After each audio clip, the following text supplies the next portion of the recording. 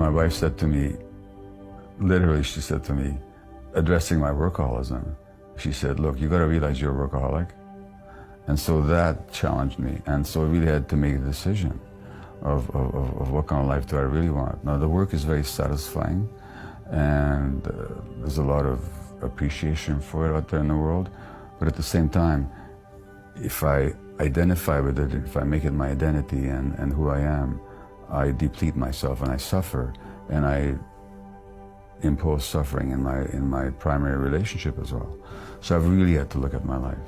So I have slowed down, and literally now every invitation I get has to be vetted and approved by my wife, which is not a matter of yielding control to her.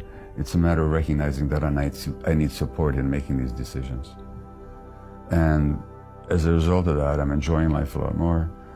And at the beginning of your movie, Iron Man, John Joseph says that we have to suffer to seek the truth.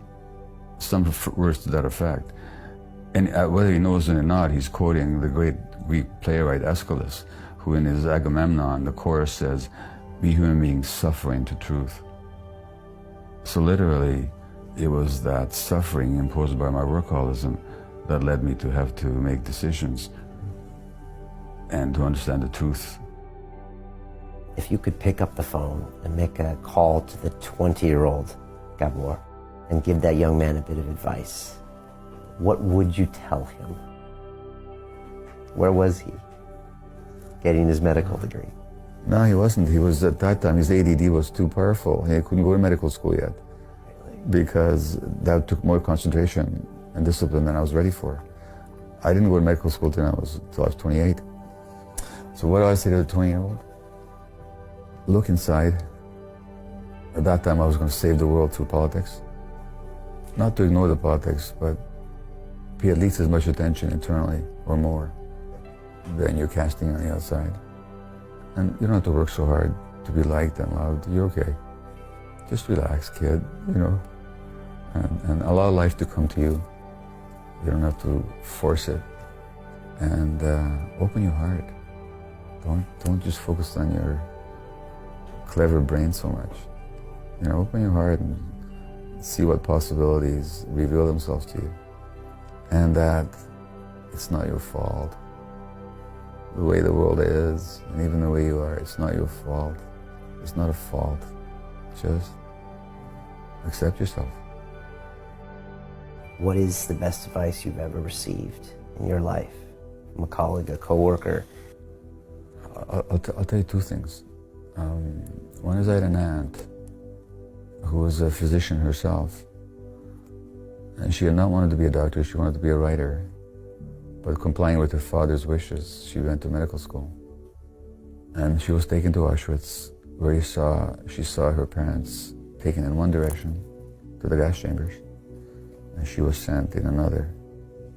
And very sensitive, very wounded soul.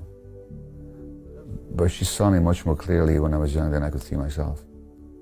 And once she quoted Shakespeare to me, and I know it's a cliche, and I know that it's in the mouth of the character Polonius, in whom Shakespeare puts this phrase, it's even hypocrisy, but it's so true.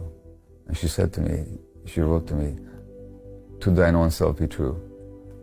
You know, I wish I had understood what that meant, but that's the best advice I got. And then when I was a physician, but the part of me that wanted to write hadn't really expressed himself. Because that was really in me to write and to share something with the world. And I had a patient who used to be an English professor at the University of British Columbia. He was quite a well-known Canadian poet, Warren Tallman. And I said to him when he came to the office once for a medical visit, I said, "Warren, I want to write, but I don't know what." And he said, "Don't worry about it." He said, "Don't worry about it." He said, "You will write when you have something to teach the world." And that's what happened. There's a lot of people out there who see the truth, but they don't control the media. And they don't write the scripts for most movies. So therefore, you might not get validation out there, but you have to believe in your own truth. And you have to deepen your relationship to your truth.